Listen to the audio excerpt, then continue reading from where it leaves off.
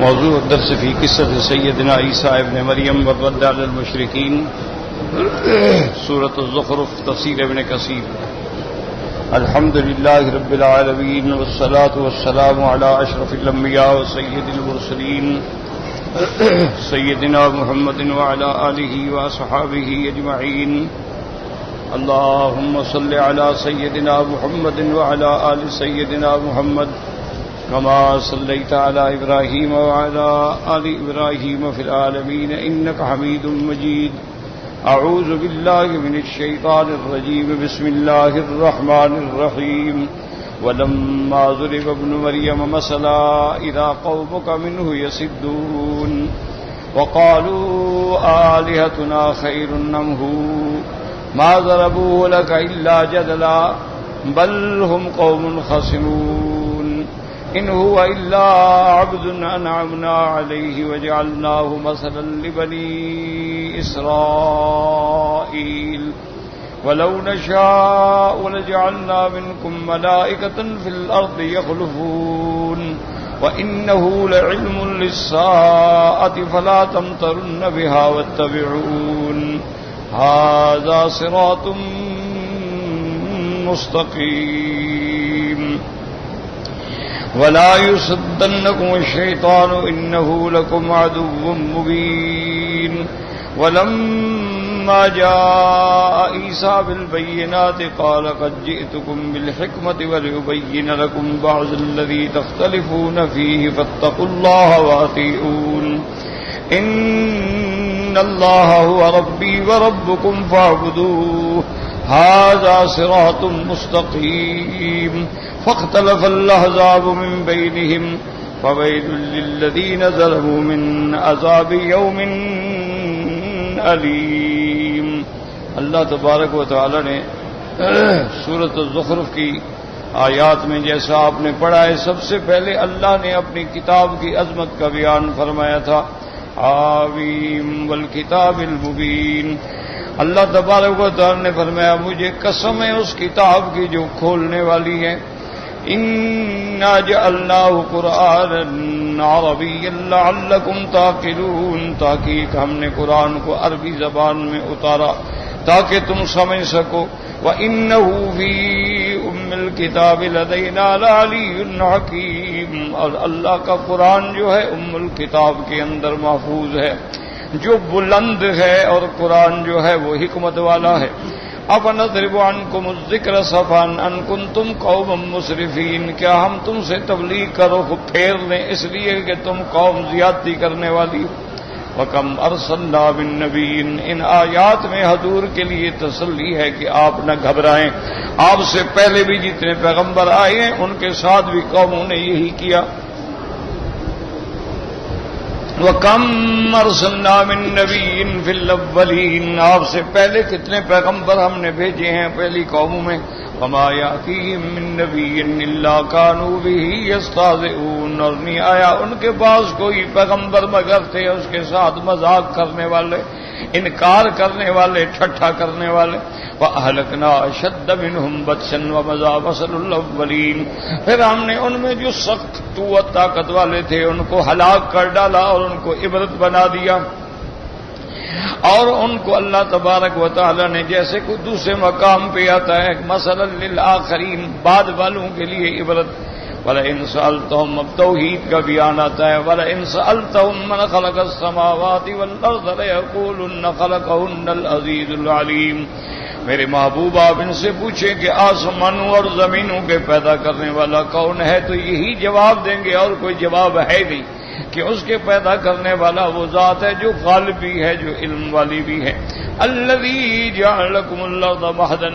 وہ ذات جس نے تمہارے لیے زمین کو آرام کی جگہ بنایا.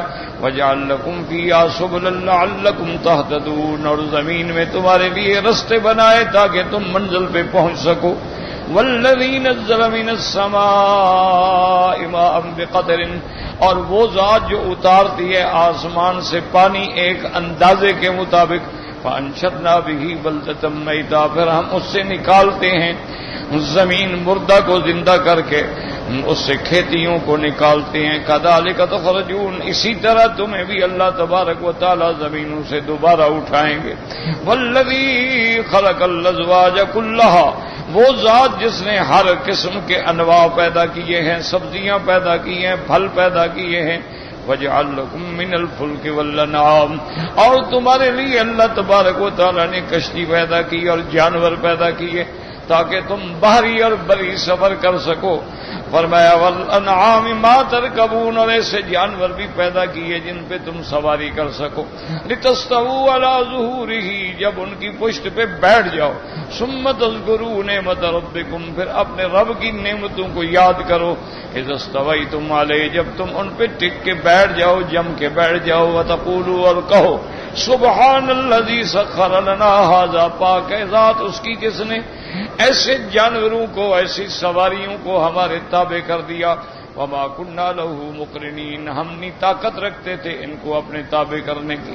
وَإِنَّا إِلَىٰ رَبِّنَا لَمُنقَلِبُونَ، اور ہم نے پھر لوٹ کے جانا ہے اپنے رب کی طرف، جیسے ہر آدمی اپنے سفر سے منزل کی طرف لوٹتا ہے.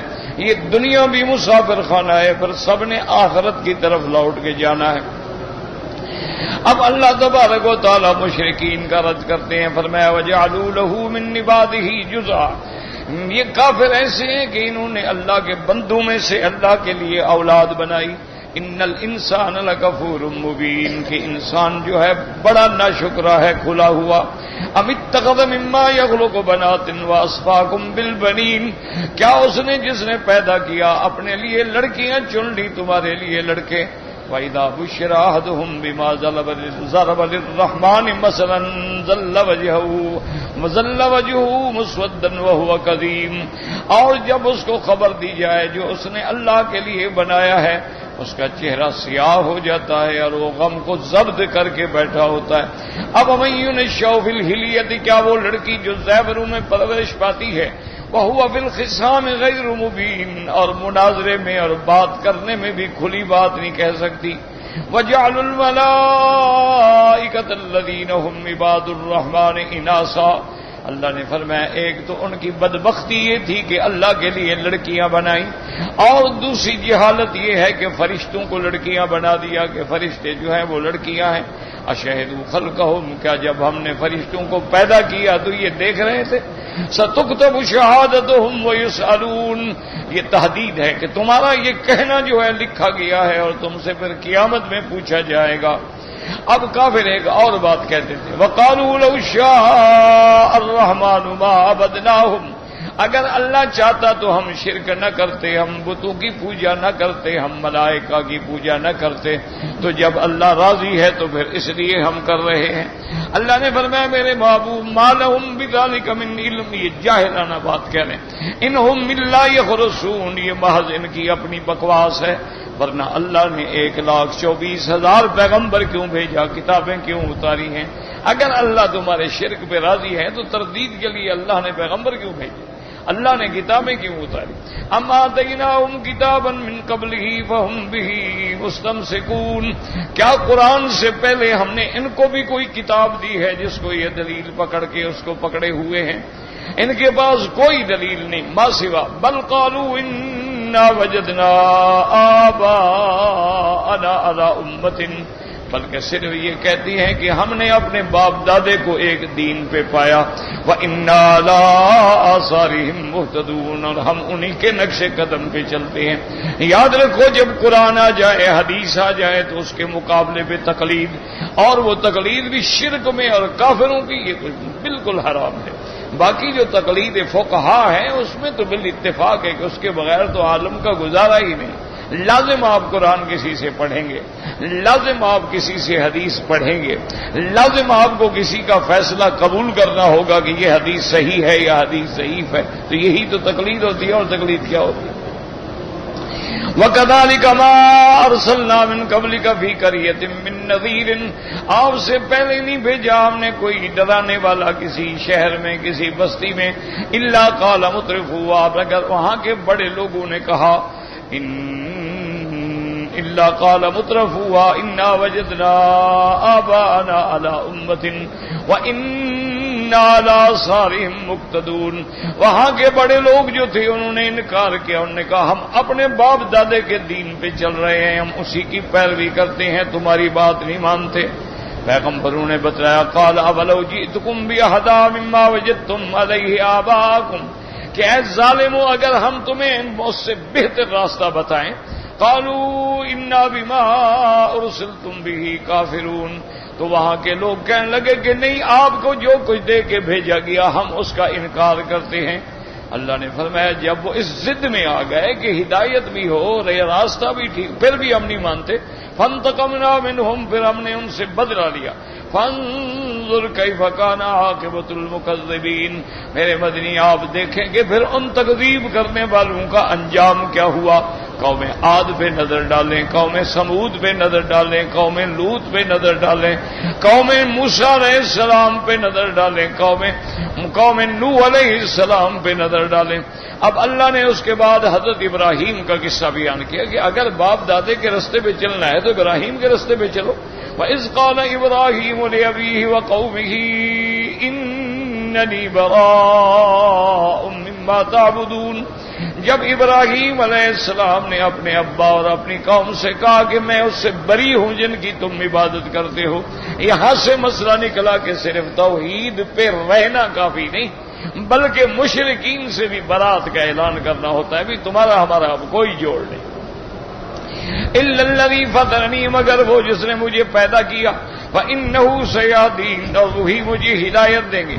وجعلها کلمۃ باقیۃ فی عقبہ، اور انہوں نے اسی کلمہ توحید کو اپنی اولاد میں نسلوں میں بھی باقی رکھا. لعلہم یرجعون، تاکہ یہ لوگ جو ہیں اللہ کی طرف لوٹ آئیں. بل متعت ہؤلاء وآباءہم، اللہ فرماتے ہیں ہم نے ان کو اور ان کے باپ دادوں کو دنیا میں کچھ زندگی گزارنے کا موقع دیا. حتی جاءہم الحق ورسول مبین، جب ان کے پاس حق آیا، کتاب آئی، قرآن آیا اور کھول کے بیان کرنے والا پیغمبر. فلما جاءہم الحق قالوا ھذا سحر، اور جب ان کے پاس قرآن آیا، حق آیا، تو کہنے لگے یہ جادو ہے. وَإِنَّا بِهِ کافرون، ہم انکار کرتے ہیں، ہم نہیں مانتے. اور کہنے لگے کہ اگر اللہ نے نبی بنانا تھا تو پھر کسی بڑے آدمی کو کیوں نہیں بنایا.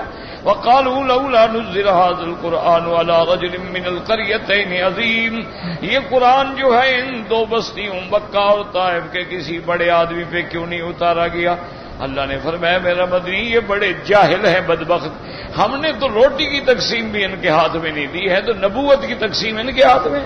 اہم یقسمون رحمت ربک، کیا یہ تیرے رب کی رحمت کے تقسیم کنندہ ہے. نحن قسمنا بینہم معیشتہم فی الحیات الدنیا، ہم نے زندگانی کی معیشت جو ہے اس کو بھی ہم نے تقسیم کیا ہے. ورفعنا بعضهم فوق بعض درجات لیتخذ بعضهم بعضا سخریا، اور اس میں بھی ہم نے کسی کو امیر، کسی کو غریب، کسی کو اونچا، کسی کو کمزور، کسی کو صحت مند بنایا ہے تاکہ ایک دوسرے کے تابع ہوں.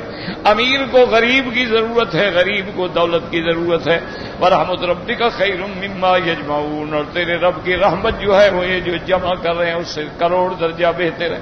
ولولا ان یکون الناس امۃ واحدۃ لجعلنا لمن یکفر بالرحمن لبیوتہم سقفا وفضۃ ومعارج علیہا یظہرون وزخرفا. اللہ نے فرمایا کہ اگر یہ سارے کافر نہ ہو جاتے تو ہمیں تو دنیا کی ضرورت ہی نہیں ہے، تو ہم تو ان لوگوں کو جو کافر ہیں ان کے گھروں کو، ان کی چھتوں کو اور ان کی سیڑھیوں کو سونے چاندی کا بنا دیتے. وَلِبُيُوتِهِمْ أَبْوَابًا وَسُرُرًا عَلَيْهَا يَتَّكِئُونَ، اور ان کے دروازے پہ بڑے بڑے پلنگ ہوتے اور ان پہ بیٹھ کے وہ عیش کرتے، اور وہ سونے کے پلنگ ہم ان کو دے دیتے. کیوں؟ ہمارے ہاں دولت کی کوئی قیمت ہی نہیں. وَإِن كُلُّ ذَلِكَ لَمَّا مَتَاعُ الْحَيَاةِ الدُّنْيَا، یہ تو محض زندگانی دنیا کے گزارے کی جگہ ہے. وَالْآخِرَةُ عِندَ رَبِّكَ لِلْمُتَّقِينَ، اور آخرت جو ہے تیرے رب کے ہاں لیکن ان کے لیے جو اللہ سے ڈرنے والے. وَمَن يَعْشُ عَن ذِكْرِ الرَّحْمَٰنِ نُقَيِّضْ لَهُ شَيْطَانًا فَهُوَ لَهُ قَرِينٌ، اور جو غفلت کرتی ہیں اللہ کے قرآن سے ان پہ پھر ہم ایک شیطان مسلط کر دیتے ہیں جو ان کا ساتھی بن جاتا ہے۔ وَإِنَّهُمْ لَيَصُدُّونَهُمْ عَنِ السَّبِيلِ، اور وہ ان کو حق راستے سے روکتا ہے۔ وَيَحْسَبُونَ أَنَّهُمْ مُهْتَدُونَ، اور یہ گمان کرتے ہیں کہ ہم ہدایت پہ ہیں۔ حَتَّى إِذَا جَاءَنَا قَالَ يَا لَيْتَ بَيْنِي وَبَيْنَكَ بُعْدَ الْمَشْرِقَيْنِ، اور جب یہ دونوں قیامت میں اللہ کے دربار میں آئیں گے اور جہنم دیکھیں گے، اس وقت کہے گا ہائے کاش اس کے ساتھ میرا تو دوستی نہ ہوتی بلکہ مشرق مغرب سے ہم دور ہوتے۔ وَبِئْسَ الْقَرِينُ، کیا ہی برا ساتھی ہے۔ وَلَن يَنفَعَكُمُ الْيَوْمَ إِذ ظَّلَمْتُمْ أَنَّكُمْ فِي الْعَذَابِ مُشْتَرِكُونَ، اللہ فرمائیں گے اب تم کو کوئی چیز نفع نہیں پہنچائے گی، تم دونوں عذاب کے اندر مشترک ہو۔ اور اس کے بعد اللہ نے فرمایا میرا مدنی اگر یہ نہیں سنتے آپ چھوڑ دیں ان کو، کوئی ضرورت نہیں ہے، جس کے مقدر میں ہدایت ہے پائے گا۔ اب انت تسمع الصم او تهدي العمي وان كان في ضلال مبين، کیا آپ اس کو سنائیں گے جو بہرا ہے اور اس کو دکھائیں گے جو اندھا ہے اور وہ جو کھلی گمراہی میں پڑا ہے۔ فَإِمَّا نَذْهَبَنَّ بِكَ فَإِنَّا مِنْهُمْ مُنْتَقِمُونَ، ہم آپ کے جانے کے بعد ان سے انتقام لیں گے۔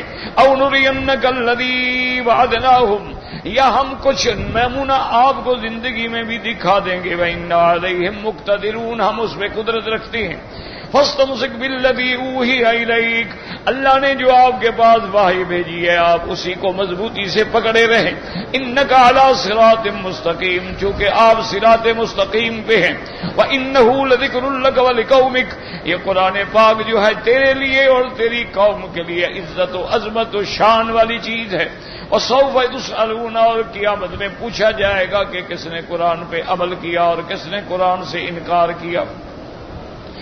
وَاسْأَلْ مَنْ أَرْسَلْنَا مِنْ قَبْلِكَ مِنْ رُسُلِنَا، آپ سے پہلے جو پیغمبر گزرے آپ ان سے پوچھیں۔ أَجْعَلْنَا مِنْ دُونِ الرَّحْمَنِ آلِهَةً يُعْبَدُونَ، کیا ہم نے اللہ کے سوا کوئی اور آلہہ بنائے تھے عبادت کے لیے؟ یاد رکھیں کہ سابقہ انبیاء سے کیسے پوچھے، وہ تو گزر گئے۔ تو علماء نے فرمایا کہ معراج والی رات جب سارے انبیاء کو اللہ اکٹھا کر دیں گے تو اللہ فرمائیں گے کہ اب پوچھ لیں، جیسے اللہ فرماتے ہیں وَلَقَدْ آتَيْنَا مُوسَى الْكِتَابَ فَلَا تَكُنْ فِي مِرْيَةٍ مِّن لِّقَائِهِ، میرا مدنی ہم نے موسیٰ علیہ السلام کو کتاب تورات دی، اس کی ملاقات میں آپ شک نہ کریں، آپ کو ملائیں گے ہم، اور اللہ نے معراج والی رات ملا دیا۔ یا پوچھنے کا معنی یہ ہوتا ہے کہ سابقہ انبیاء کی کتابوں کو دیکھ لو، تورات کو دیکھ لو، انجیل کو دیکھ لو، زبور کو دیکھ لو، اسی لیے اللہ نے حکم دیا تھا کہ میرے مدنی آپ ان کو دعوت دیں۔ قُلْ يَا أَهْلَ الْكِتَابِ تَعَالَوْا إِلَىٰ كَلِمَةٍ سَوَاءٍ بَيْنَنَا وَبَيْنَكُمْ أَلَّا نَعْبُدَ إِلَّا اللَّهَ وَلَا نُشْرِكَ بِهِ شَيْئًا، اے اہل کتاب آؤ، ہم ہمارے اور تمہارے درمیان میں توحید تو مشترک ہے نا، ہو اسی پہ اتفاق کریں، اللہ کے سوا کسی کی عبادت، اللہ نعبد الا اللہ ولا نشرک به شیئا، اور اللہ کے ساتھ کسی کو شریک نہ بنائیں، ولا یتخذ بعضنا بعضا اربابا من دون اللہ، اور اللہ کے سوا کوئی اور چھوٹے چھوٹے الہہ اور رب نہ بنائیں۔ اب اللہ فرماتے ہیں فلما جاءہم بآیاتنا اذا ہم منہا یضحکون، اور پیغمبر جب آئے اللہ تبارک و تعالیٰ کی نشانیاں دے کر آئے، پیغمبر یعنی حضرت موسیٰ علیہ السلام جب آئے تو اب یہ الٹا ٹھٹھا کرتے ہیں، مذاق کرتے ہیں۔ اللہ نے جو نشانیاں دی تھیں بجائے اس کے کہ یہ ایمان لاتے اور استہزاء کرتے۔ وَمَا نُرِيهِم مِّنْ آیَةٍ إِلَّا هِیَ أَکْبَرُ مِنْ أُخْتِهَا، اور نہیں دکھائی ہم نے ان کو کوئی نشانی جو پہلے سے بڑھ کر ہے، ویسے تو ساری چیزیں بڑھ کر ہیں لیکن گویا بھی یہ تو اس سے زیادہ ہے، یہ تو اس سے زیادہ ہے۔ وَأَخَذْنَاهُمْ بِالْعَذَابِ، جب نہ مانے تو پھر ہم نے پکڑ لیا عذاب، لَعَلَّهُمْ يَرْجِعُونَ، شاید ڈر کے ہدایت پہ آ جائیں، لیکن وہ بالکل نہ ڈرے، جمے رہے۔ وَقَالُوا يَا أَيُّهَ السَّاحِرُ، حضرت موسیٰ علیہ السلام کو کہتے تھے یا أَيُّهَ السَّاحِرُ، کیوں؟ ان کے نزدیک ساحر ہونا شان تھی، عزت تھی، ان کے نزدیک یہ توہین والی بات ہی نہیں تھی، ان کے نزدیک جادوگر جو ہیں وہ بڑے عالم ہوتے تھے۔ قالوا يا أيها الساحر ادع لنا ربك بما عهد عندك، آپ اللہ سے دعا مانگیں اللہ کا جو آپ کے ساتھ وعدہ ہے، اننا لمہتدون، اگر اللہ نے عذاب ہٹا لیا تو ہم ہدایت پہ چلیں گے۔ فلما کشفنا عنہم العذاب اذا هم ينكثون، اللہ نے فرمایا کہ جب ہم نے عذاب ہٹا لیتی ہیں تو پھر اللہ کے ساتھ وہ وعدہ توڑ۔ آج بھی یہی بات ہے، دیکھ لو بندے کو تکلیف آ جائے تو دیکھو کیسے یا اللہ اور یا اللہ اور یا اللہ اور طواف اور نماز اور نفل اور رو رو کے بڑی لمبی لمبی چوڑی چوڑی دعائیں کرتا ہے، اور جب تکلیف ختم ہو جائے بھول جاتا ہے، پتہ ہی کوئی نہ نماز نہ خدا نہ رسول نہ قرآن۔ یہی حال ہے جو پہلے کافروں کا تھا۔ اللہ فرماتے ونادى فرعون في قومه قال يا قوم أليس لي ملك مصر وهذه الأنهار تجري من تحتي أفلا تبصرون۔ فرعون نے اپنی قوم کو بلایا، اپنی قوم کو پکارا اور کہنے لگا ہے میری قوم دیکھو یہ ملک مصر میرا ہے اور یہ نہریں میرے محلوں کے نیچے بہ رہی ہیں، کیا تم نہیں دیکھتے ہو؟ موسیٰ علیہ السلام کے پاس کیا ہے؟ امان خیر من هذا الذي هو مہین ولا يكاد يبين۔ دیکھو خود فیصلہ کرو کہ میں بہتر ہوں یا یہ کمزور اور ضعیف آدمی جو کھل کے بعد بھی نہیں کہہ سکتا۔ اگر یہ پیغمبر ہے فلولا القی علیہ اسورۃ من ذہب، پھر اس پر آسمانوں سے سونے کے کنگن کیوں نہیں اتارے گئے جیسے بادشاہوں کے کنگن ہوتی ہیں؟ او جاء معه والملائکۃ مقترنین، یا فرشتے آتے اس کے ساتھ بڑا بڑا کہ ہمیں پتہ لگتا کہ کوئی شان، یہ تو غریب آدمی ہے۔ فاستخف قومه فاتاؤوه، اپنی قوم کو اس نے جب کمزور عقل کا پایا ان کو بتایا تو پھر وہ قوم اس کی اطاعت پہ لگ گئی۔ انہم کانوا قوما فاسقین، ویسے بھی وہ قوم حد سے نکلنے والی تھی۔ فلما آسفونا انتقمنا منہم، جب انہوں نے ہمیں غصہ دلایا غضب دلایا تو پھر ہم نے بھی ان سے بدلہ لیا۔ فاغرقناہم اجمعین، پھر ہم نے سب کے سب کو غرق کر دیا۔ فجعلناہم سلفا ومثلا للآخرین، ہم نے ان کو ایک گزری بسری قوم بنا دیا اور آنے والوں کے لیے عبرت کا نشان بنا دیا۔ ان آیات کے بعد آج جو سبق میں ہم نے آیتیں پڑھی ہیں، سیدنا ابراہیم علیہ السلام، سیدنا موسیٰ علیہ السلام، ان کے بعد اب قصہ ہے سیدنا عیسیٰ علیہ السلام۔ عقیدہ اہل سنت والجماعت ہے کہ عیسیٰ علیہ السلام اللہ کا رسول ہے، اللہ کا نبی ہے، کلمۃ اللہ ہے، روح اللہ ہے، اللہ نے بغیر باپ کے پیدا فرمایا ہے اور اللہ نے ان کو زندہ آسمانوں پہ اٹھایا ہے اور زندہ آسمانوں پہ موجود۔ یہ عقیدہ ہے، اس پر اللہ کا قرآن ہے اور اللہ کی احادیث ہے۔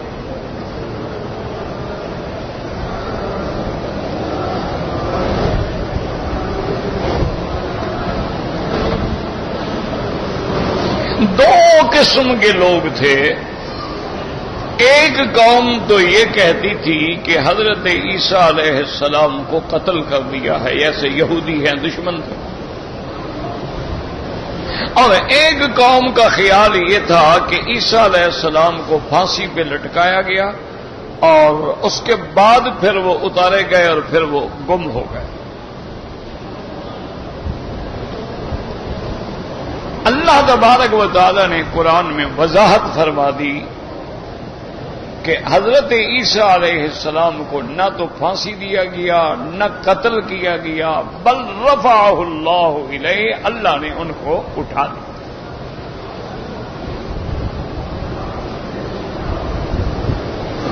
باقی دنیا میں باطل فرقے پیدا ہوتے رہتے ہیں، جیسے قادیانی ہے، اس نے بھی ایک عقیدہ گھڑا تھا کہ عیسیٰ علیہ السلام فوت ہو گئے ہیں اور ان کی قبر جو ہے وہ کشمیر میں ہے۔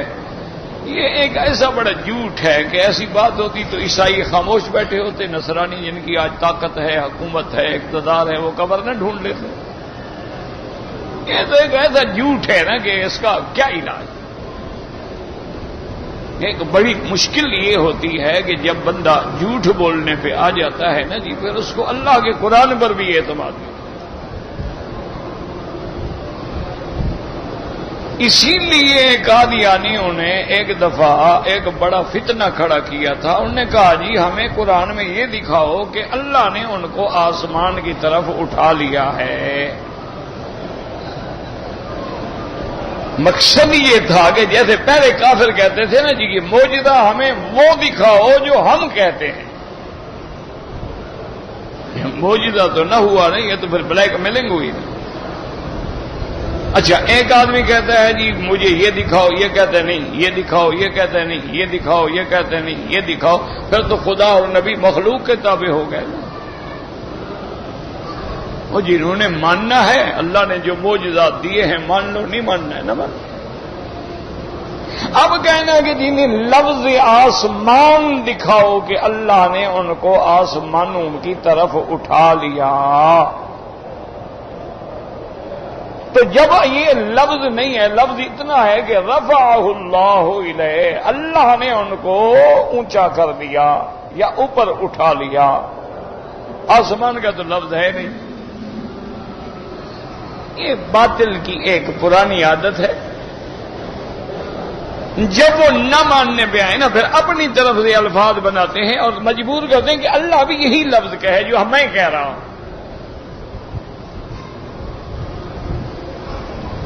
حالانکہ دیکھیں ایک بڑی کھلی سی بات ہے، واضح بات ہے کہ اللہ نے فرمایا ہم نے ان کو اٹھا لیا، اور پھر قرآن اترا حضرت محمد مصطفیٰ پہ صلی اللہ علیہ وسلم۔ تو اب ہم حضرت محمد مصطفیٰ صلی اللہ علیہ وسلم سے پوچھ لیں کہ آقا آپ فرمائیں کہ اٹھانے کا کیا مطلب ہے؟ آپ کی شان اونچی کر دی یا حقیقتاً آسمانوں پہ اٹھا لیا؟ تو قرآن کی شرح جب حضرت محمد مصطفیٰ بیان کر دیں تو اس کے بعد بات ختم ہو گئی۔ اب حضور پاک نے فرمایا کہ نہیں، ان کو اللہ نے آسمانوں پہ اٹھا لیا، وہ آسمانوں پہ زندہ موجود ہیں اور پھر وہ اتریں گے۔ تو قرآن سے اوپر جانا معلوم ہو گیا، حدیث سے اترنا معلوم ہو گیا، بات پکی ہو گئی۔ اب شک کا کیا مانا؟ پھر حضور نے صرف یہ بھی نہیں فرما دیا کہ اتریں گے، بس پتہ نہیں کہ جیسے آدم علیہ السلام اترے تھے بھی پتہ نہیں کہاں اترے تھے، کوئی کہتا ہے سرندیب میں اترے تھے، کوئی کہتا ہے ہند میں اترے تھے، کوئی کہتا ہے دیبل میں اترے تھے، کوئی کہتا ہے عرفات میں اترے تھے، بہرحال اترے ہوتے، لیکن قرآن نے جگہ نہیں بتائی اور نہ کسی پیغمبر نے جگہ بتائی کہاں، لیکن یہاں تو حضور نے جگہ بھی بتا دی کہ لَيَنزِلَنَّ عِيسَىٰ ابن مریم عَلَىٰ مِنَارَةِ شَرْقِيَّةٍ بَيْضَاءَ دمشق، کہ دمشق میں مسجد کے مینارے پر جو شرقی جانب میں ہوگا اس پہ حضرت عیسیٰ علیہ السلام اتریں گے، جگہ بھی بتا دی۔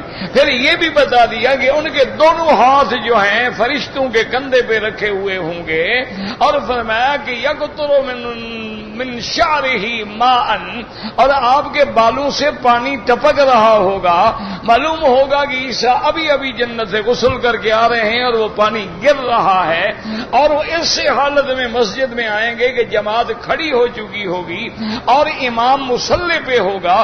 جب عیسیٰ علیہ السلام اتریں گے تو امام پیچھے ہٹنے لگے گا، تو حضرت فرمائیں گے اللہ رسل کا نہیں، مصلی پہ کھڑے رہو، میں نبی بن کے نہیں آیا، میں تو امتی ہوں محمد الرسول اللہ کا صلی اللہ علیہ وسلم۔ اتنی بڑی وضاحت کے بعد اگر کوئی عقل کا اندھا کہے میں نہیں مانتا تو کیا علاج ہے؟ اب حضرت عیسیٰ ابن مریم کا یہ بھی بتا دیا کہ وہ امام کے پیچھے نماز پڑھیں گے، اور اس کے بعد یہ بھی فرما دیا کہ عیسیٰ علیہ السلام کیا کیا کریں گے۔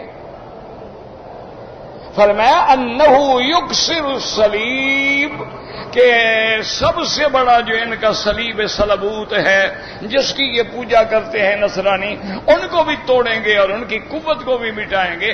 یقتل الدجال، دجال کو بھی حضرت عیسیٰ ابن مریم قتل فرمائیں گے، اور حضور نے یہ بھی فرمایا کہ دجال کو ڈھونڈتے ڈھونڈتے پہنچیں گے باب لد، شام کے علاقے میں ایک دروازہ ہے، جیسے بڑے بڑے شہروں کے دروازے ہوتے ہیں تو اس دروازے کا نام ہے باب لد۔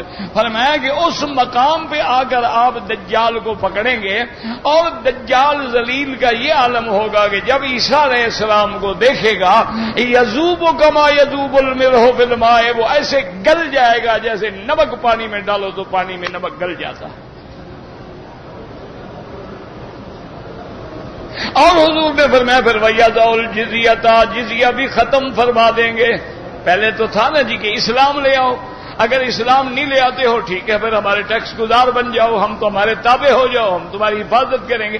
حضرت عیسیٰ علیہ السلام فرمائیں کہ جزیہ ختم، یا اسلام لاؤ یا تلوار۔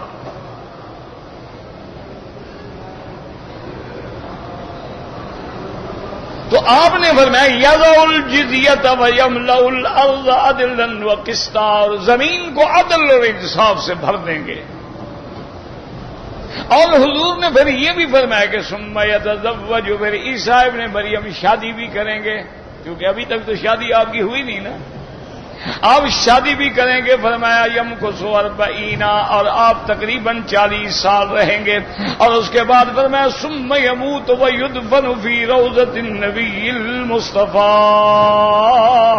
صلی اللہ علیہ وعلی آلہ واصحابہ وسلم تسلیما کثیرا کثیرا۔ حضور نے فرمایا پھر ان پہ موت بھی آئے گی، چونکہ موت برحق ہے، کل من علیہا فان وَيَبْقَى وَجْهُ رَبِّكَ ذِو الْجَلَالِ وَالْإِكْرَامِ۔ فرمایا اس کے بعد پھر وہ میرے روضہ مبارک میں دفن ہوں گے۔ اور آج بھی حضور کے روضہ مبارک پہ دیکھیں، اگر اندر جانا نصیب ہو، نظر ڈالنا نصیب ہو، تو وہاں باقاعدہ لکھا ہے ھذا موضع قبر ابن مریم، یہ جگہ جو ہے حضرت عیسیٰ کی قبر کی ہے جو چھوڑ دی گئی ہے۔ اور پھر حضور نے یہ بھی فرمایا ھذا نبعث یوم القیامہ، اور قیامت والے دن ہم ایسے اٹھیں گے کہ عیسیٰ ابن مریم میرے ساتھ ہوں گے، ابو بکر عمر میرے دائیں ہوں گے، ثم آتی علی باب البقیع الغرقد۔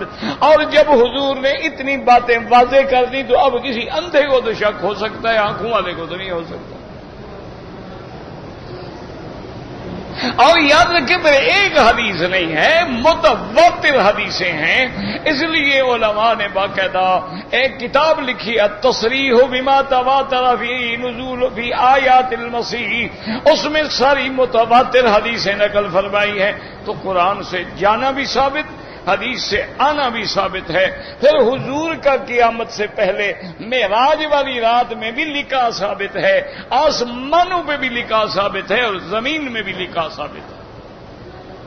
جب اتنا بڑی پکی بات ہو تو اس کے بعد آدمی شبہ کرے تو کسی کا کیا علاج ہے؟ اس لیے یاد رکھیں ہمیشہ کہ عیسیٰ ابن مریم جو ہیں یہ بنو اسرائیل کا آخری پیغمبر ہے، اور عیسیٰ ابن مریم جو ہیں ان کا وجود بھی قیامت کے آنے سے پہلے قیامت کی علامت ہے۔ اور اسی طرح علماء نے فرمایا کہ ان کا خود پیدا ہونا جو ہے وہ بھی قیامت کی علامت ہے، کہ اگر اللہ بغیر باپ کے حضرت عیسیٰ کو پیدا کر سکتے ہیں، بغیر ماں باپ کے آدم کو پیدا کر سکتے ہیں، بغیر کسی عورت کے مرد سے بی بی حوا کو پیدا کر سکتے ہیں، تو تمہیں دوبارہ قبر سے پیدا نہیں کر سکتے؟ تو کیا مشکل کیا ہے اس کے لیے؟ جس ذات نے آدم کو پیدا کیا اور کوئی نہ ماں ہے نہ باپ ہے، جس نے عیسیٰ کو پیدا کیا باپ نہیں، جس نے حوا کو پیدا کیا ماں نہیں، جس نے ملائکہ کو پیدا کیا کچھ نہیں، نور سے پیدا کر دیا، جس نے جنوں کو پیدا کیا تو آگ سے پیدا کر دیا، تو وہ جب چاہے گا تمہیں بھی دوبارہ اٹھا لے گا، اس کے آگے کیا مشکل ہے؟ تو اس لیے حضرت عیسیٰ کا آنا جو ہے یہ علامت کی قیامات، علامات قیامت میں، جیسے حضور نے فرمایا نا کہ بڑی بڑی جو علامتیں ہیں، آپ نے فرمایا خروج الدابۃ من جبل الصفا، جبل صفا پہاڑی سے ایک جانور نکلے گا، یتکلم بندوں کی طرح بات کرے گا، فرمایا یہ بھی علامات قیامت میں سے ہے۔ اور اسی طرح حضور نے فرمایا یاجوج و ماجوج وہ بھی نکلیں گے، من کل حدب ینسلون، ہر پہاڑی سے اتریں گے اور جہاں گزریں گے ہر چیز کھا جائیں گے، یہ بھی علامات قیامت میں سے ہے۔ اور اسی طرح فرمایا خروج یا دجال، دجال بھی ظاہر ہوگا اور ساری دنیا کا دورہ کرے گا، اور اللہ اس کو ایسی ایسی طاقتیں دیں گے، زمین کو کہے گا کہ خزانے باہر نکالو تو زمین سونا چاندی اگل دے گی، دریاؤں کو کہے گا کہ رک جاؤ تو دریا رک جائیں گے، اور خشک دریاؤں کو کہے گا چل پڑو تو چل پڑیں گے۔ تو دجال کے پاس بھی یہ استدراجی قوتیں ہوں گی، فرمایا دجال بھی ظاہر ہوگا، اور انہی علامات میں حضور نے فرمایا کہ عیسیٰ ابن مریم بھی اتریں گے، اور انہی علامات میں حضور نے فرمایا کہ ایک آگ بھی نکلے گی جو تم کو لے کے چلے گی پھر محشر کی طرف، یہ علامات قیامت ہیں۔ تو عیسیٰ علیہ السلام کا وجود جو ہے آخری نبی ہے بنو اسرائیل کے، اور آسمانوں میں زندہ موجود ہیں، اور سب سے بڑے گواہ اللہ کا قرآن ہے اور زبان محمد مصطفیٰ۔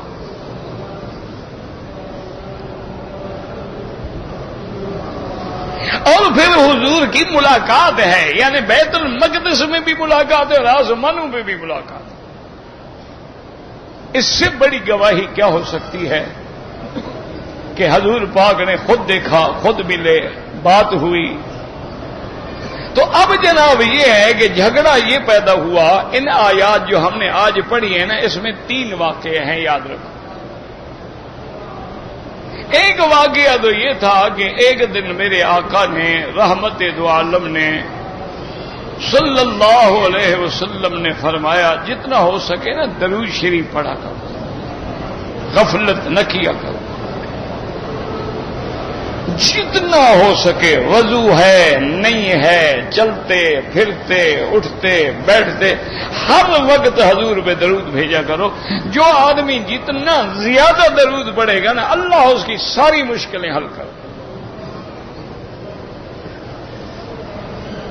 وظیفے پوچھتے ہو نا، ایک صحابی نے بھی حضور سے پوچھا تھا، اس نے کہا یا رسول اللہ صاحب میں مختلف اوراد پڑھتا ہوں، مختلف یعنی آیات پڑھتا ہوں، قرآن پڑھتا ہوں، سورتیں پڑھتا ہوں، اللہ کے نام پڑھتا ہوں، اور چوتھا حصہ وقت کا جو ہے مثلا 4 گھنٹے میں وظیفے پڑھتا ہوں، 1 گھنٹہ درود شریف پڑھتا ہوں، 3 گھنٹے جو ہے باقی اور میں ضد نہیں تو میرے درود کے لیے وقت بڑھاؤ۔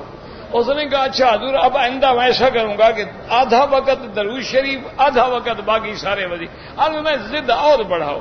اس نے کہا اچھا حضور اب ایسا کروں گا کہ 3 حصے وقت کے درود پڑھوں گا، 1 حصے میں سارے وظیفے پڑھوں، اب میں اور زیادہ کرو۔ تو اس نے کہا حضور پھر باقی وظیفے پڑھوں گا ہی نہیں، صرف درود شریف ہی پڑھوں گا ہر وقت۔ اب میں اذن یکفی ہمک و غمک، اللہ تیرے سب ہم غم دور کر دیں، اس سے بڑا وظیفہ کوئی ہے؟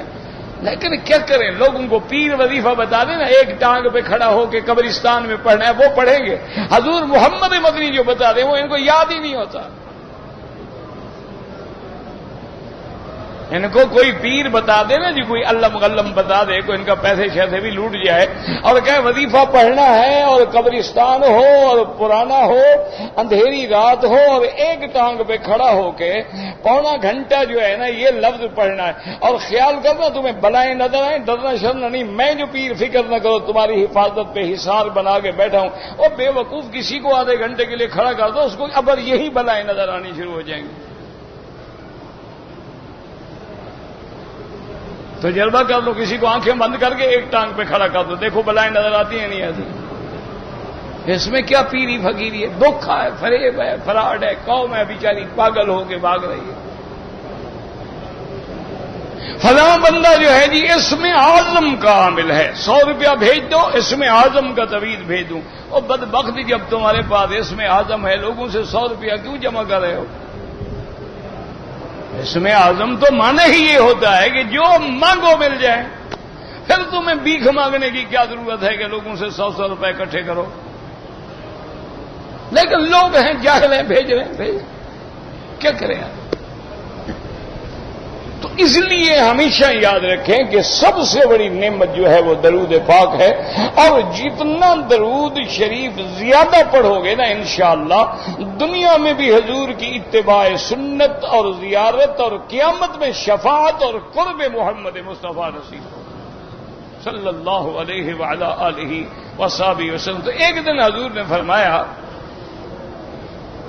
لا خیر فیہ من یعبد من دون اللہ، جن کی اللہ کے سوا عبادت کی گئی ان میں کوئی خیر نہیں، کوئی بھلائی نہیں۔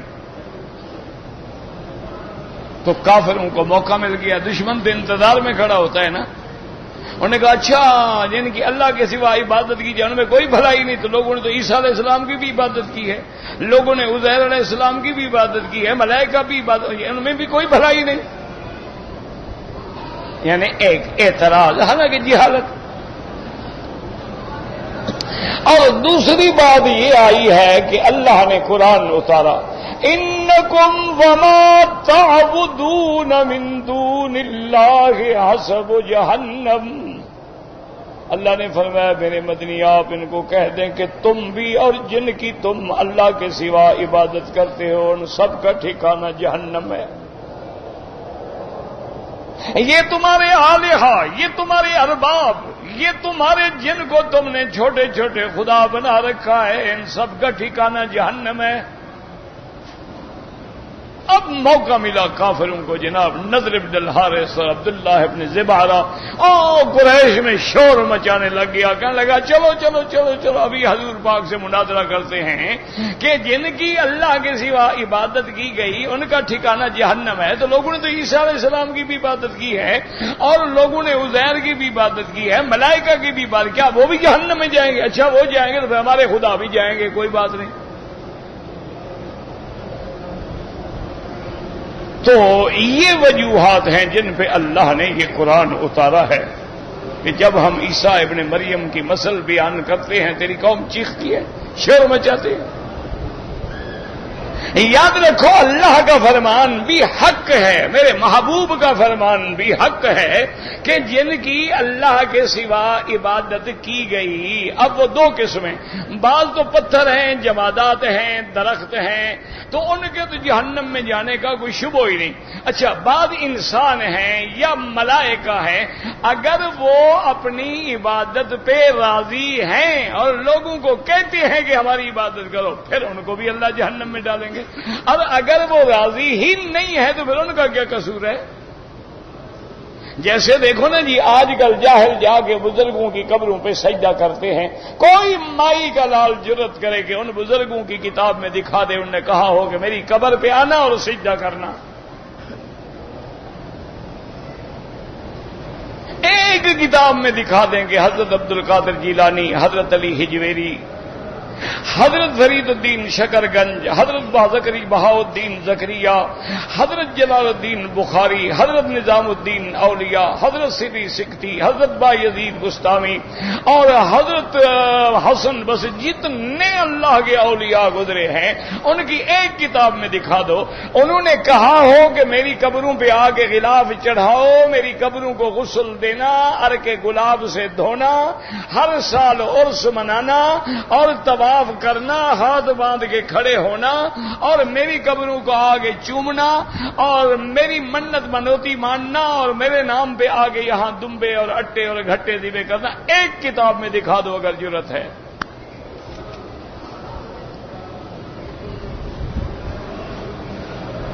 یاد رکھو یہ سب اللہ کے اولیاء بری ہیں، جیسے عیسیٰ علیہ السلام بری ہیں، جیسے اللہ کے فرشتے بری ہیں، جیسے حضرت عزیر بری ہیں کہ قیامت میں عیسیٰ علیہ السلام کہیں گے مولا آپ جانتے ہیں میں نے کبھی ان کو نہیں کہا کہ مجھے خدا مانے، ما قلت لهم الا ما امرتنی به، میں نے ان کو وہی کہا جس کا آپ نے مجھے حکم دیا ہے، ان اعبدوا اللہ ربی و ربکم، کہ خالص میرے رب کی اور تمہارا جو رب ہے اس کی عبادت کرو. میرا مولا آپ جانتے ہیں، آپ کے آگے چھپی ہوئی نہیں ہے یہ بات.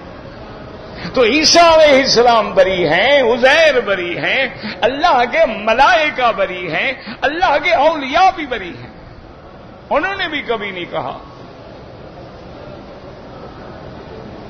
ساری زندگی ان کی توحید پھیلاتے ہوئے گزر گئی. یعنی آپ تاریخ ہند اٹھا کے دیکھ لیں کہ اکیلے حضرت معین الدین اجمیری نے 90,000 ہندو کو کلمہ پڑھا دیا اور آپ نے 90,000 مسلمانوں کے اس کی قبروں پہ سجدہ کرا کے مشرک بنا دیا. ساری زندگی حضرت علی حجویری رحمت اللہ علیہ کی عبادت میں گزر گئی. حضرت عبد القادر جیلانی مسلکن حنبلی المسلک تھے، یعنی جو مکے کے علماء کا فقہی مسلک ہے وہی حضرت امام احمد ابن حنبل کا ہے، اور ان کی ایک سے ایک اعلیٰ کتاب ہے جو توحید پہ اور سنت پہ ہے. لیکن وجہ کیا تھی کہ آپ نے ساری زندگی شرک اور بدعت کو مٹایا، ساری زندگی رفض اور شیعہ کے خلاف کام کیا. تو انہوں نے آپ کی کتابوں کے اندر اپنی روایات کو داخل کر کے قوم کو دھوکہ دیا کہ یہ حضرت نے فرمایا اور یہ یہ حضرت نے فرمایا اور یہ حضرت نے فرمایا. حضرت نے کبھی نہیں فرمایا. جیسے آج کل ہیں آپ دیکھ رہے ہیں ماشاءاللہ مسلمان ہیں جناب معراج شریف منائیں گے, جھنڈیاں لگائیں گے, بتیاں جلائیں گے, جشن منائیں گے, اور جو شریک نہ ہو وہاں بھی منکر ہے نبی کا. ان کو یعنی آپ یقین کریں ساری دنیا کے مولوی اکٹھے کرو نا, ایک حدیث نہیں صحیح ثابت کر سکتے کہ معراج کب ہوا ہے. یہ جو 27 رجب کی بات ہے تو ایسے مشہور بات ہے, کوئی واقعات نہیں. بعض صحابہ کہتے ہیں کہ نہیں, آپ کی ولادت بھی ربیع الاول میں ہے, وفات بھی ربیع الاول میں ہے, اور معراج بھی ربیع الاول میں ہے.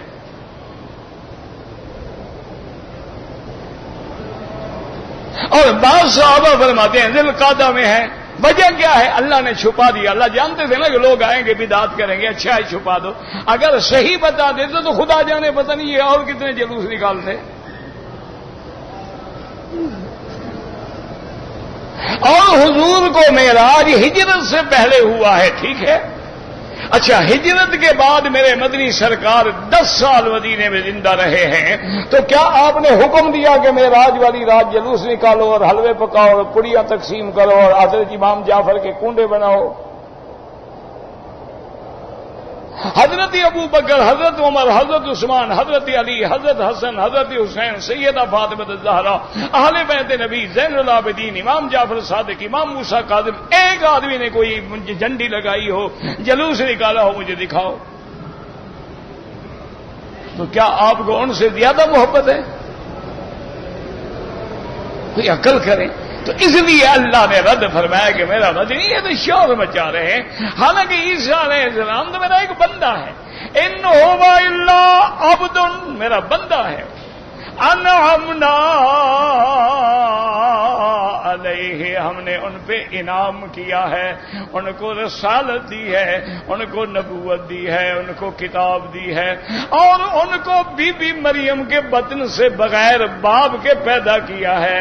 پھر ان کی عزت و عصمت کی حفاظت کی ہے, گواہی دی ہے, اور اتنا بڑا مقام دیا ہے کہ وہ ابھی مہد میں تھے, دودھ پینے والے, جھولا جھولنے والے, اور وہیں تقریر کر رہے تھے. قال انی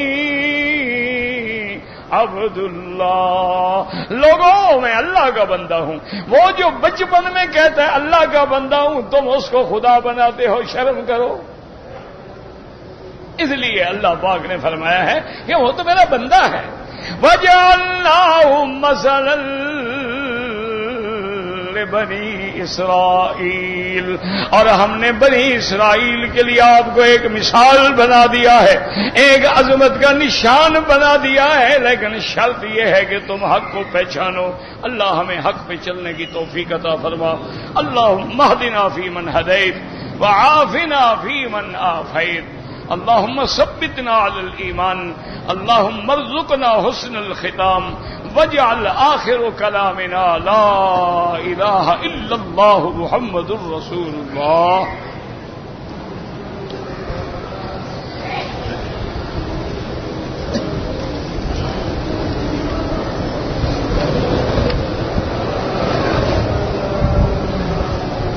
کہتے ہیں جی کہ جب حضرت عیسیٰ فرماتے ہیں اتریں گے تو امام کی اقتداء میں نماز پڑھیں گے, وہ بھی مقلد ہوں گے. تم سے بڑا جاہل بھی دنیا میں کوئی ہے؟ نبی بھی مقلد ہوتا ہے؟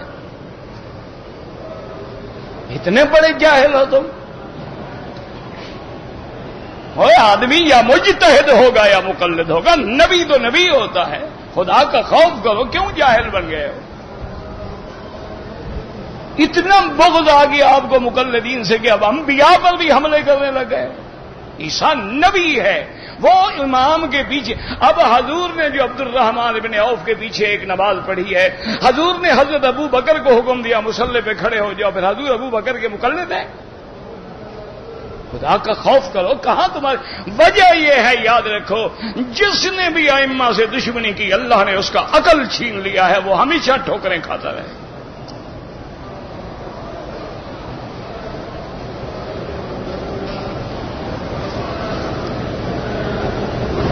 کہتے جی کہ رفع الیدین جو ہے، اب اس کو لکھنا بھی غریب کو نہیں آتا، رفع الیدین کا مسئلہ پوچھنا ہے، منسوخ ہو گیا ہے جی۔ میں نے تو آپ سے پوچھا تھا کہ حضور نے نماز سکھائی ہے یا نہیں سکھائی؟ بھائی نماز پڑھنا حضور پاک نے سکھایا نا کہ بھی امام کیا کرے، مقتدی اذا کبر فکبروا، امام تکبیر کہے تم تکبیر کہو، رکوع کرے تم رکوع کرو، سجدہ کرے تم سجدہ کرو، اور وہ جب کہے غیر المغضوب علیہم ولا الضالین تو تم کیا کہو؟ تو فاتحہ کہاں سے شروع ہوتی ہے؟ غیر المغضوب سے۔ تو معلوم ہوا کہ فاتحہ پڑھنا امام کا وظیفہ ہے، مقتدی کا وظیفہ کیا ہے؟ آمین کہنا ہے، نبی پاک سکھا رہے ہیں۔ اچھا امام جب کہے سمع اللہ لمن حمدہ فقولوا ربنا لک الحمد، جب امام سمع اللہ تو تم کہو گے رب، تو یہ سارا کچھ سکھا رہے ہیں، وہاں یہ اتنا بڑا اہم مسئلہ کیوں نہیں سکھایا جو تمہارے نزدیک فرض ہے، نماز بھی نہیں ہوتی اس کے بغیر؟ یہ تو تمہارے ذمہ ہے کہ تم حدیث سناؤ، کہ قولی حدیث ہو، صحیح ہو، صریح ہو، غیر معارض ہو اور قطعی الدلالہ ہو، دکھا دو۔ ہمارے آنکھوں پر جو حدیث کا منکر ہے وہ کافر ہے۔ باقی میں نے کہا تھا کہ اللہ نے اگر آپ کو عقل دیا ہے، لیکن مجھے یقین ہے کہ شاید آدمی جب حق والوں کا دشمن ہو جائے نا عقل چھن جاتی۔ آپ گھر میں بیٹھ کے ٹھنڈے دل سے خدا کے لیے حضور کی امت کو نہ لڑاؤ۔ جو رفع یدین کرتے ہیں کیا ہو گیا؟ کیا کوئی نعوذ باللہ کوئی کفر اسلام کی جنگ ہے؟ جو نہیں کرتے ہیں ان کے پاس بھی حدیث رسول اللہ ہے۔ کون سا ایسا جھگڑا ہے کہ امت کو لڑاؤ انہی مسئلوں پر؟ لیکن ٹھنڈے دل سے اگر تم نے دیکھنا ہے، یاد رکھو، ایک تو کرنے کے لیے کوئی حکم نہیں ملتا حدیث میں، فعل ملتا ہے، قول نہیں ملتا، بات سمجھو۔ دوسرا منع کی بھی حدیث ملتی ہے کہ حضور نے منع کیا، اور تیسرا محدثین کو جو اللہ نے فقہ دی ہے اس کو کہتے ہیں فقہ المحدثین۔ اب آپ امام ترمذی ہیں، نسائی ہے، ابن ماجہ ہے، ابی داؤد ہے، گھر میں جا کے یہ ساری کتابیں کھولو، رفع یدین کرنے کا باب پہلے باندھا ہے، نہ کرنے کا بعد میں باندھا ہے۔ تو یہ فقہ ہوتی ہے محدثین کی کہ بعد میں وہی بات باندھتے ہیں کہ پہلا حکم ختم ہو گیا۔ یہ گھر میں جا کے ٹھنڈے دل سے سنن کی کتابیں کھولو اور ان میں دیکھو کہ باب کیا ہیں اور انہوں نے کیسے کیسے باب باندھے ہیں۔ باقی جو کرتا ہے کبھی اعتراض نہ کرو، اور جو نہیں کرتے ہیں ان پر بھی کبھی اپنے توپوں اور گولے کے حملے نہ کرو۔ اللہ حضور کی امت کو ملائے، اور خدا تمہیں ملانے کی توفیق دے، نہ کہ لڑانے کی توفیق دے کہ فروعی مسائل پہ حضور کی امت کو لڑا رہے ہو۔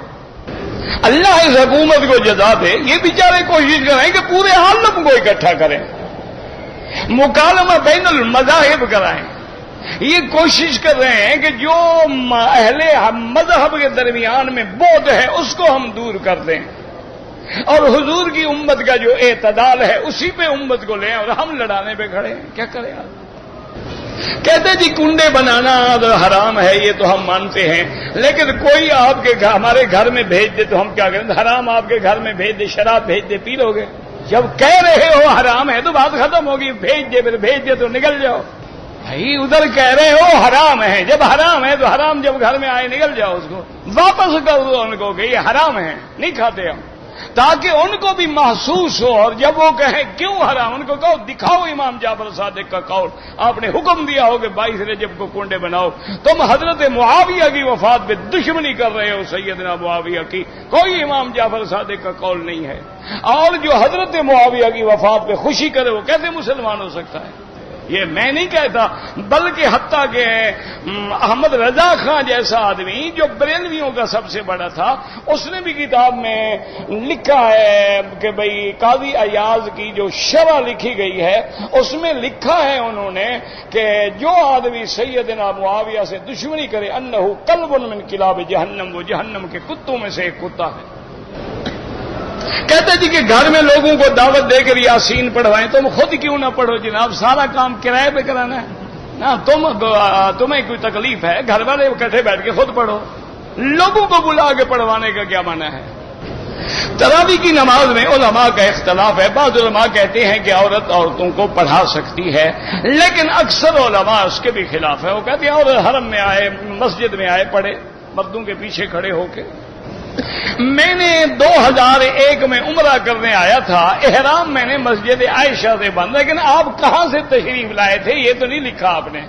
اگر باہر ملک سے آئے تھے تو دم پڑ گئی کہ آپ میقات سے گزر کے مکے میں آ گئے۔ کہتے جی کہ اگر ہم غسل کرتے ہیں تو داڑھی کے بال گرتے ہیں تو گرنے دو، جو اللہ نے لکھا ہے جو مر گیا وہ گر گیا، گرتا ہی وہی ہے جو مر گیا ہو۔ زندہ بال تو کبھی نہیں گرتا، زندہ بندہ کھڑا ہو کبھی گرا ہے؟ جب مر جائے گا تو گر جائے گا۔